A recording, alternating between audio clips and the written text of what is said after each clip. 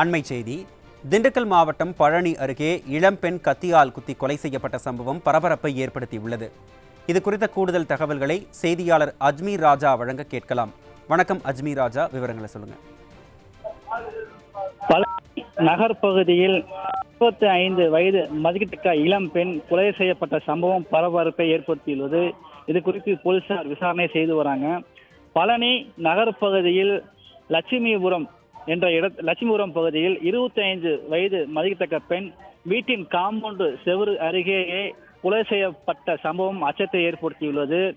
இந்த கீதா என்பவர் பழனி லட்சுமிபுரம் பகுதியில் கடந்த ஓராண்டுக்கு முன்பு குடிவந்துள்ளார். இவர் அடிவாரம் பகுதியை சேர்ந்தவர்.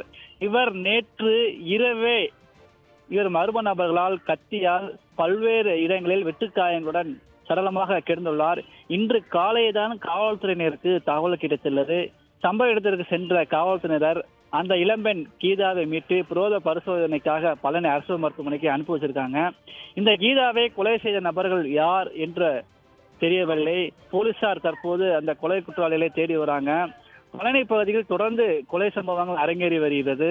குறிப்பாக ஒரு மாதத்துக்கு முன்பு ரிவெஞ்சஸ் மர்டர் என சொல்லக்கூடிய பழிக்கு பழி கொலை நடைபெற்றது.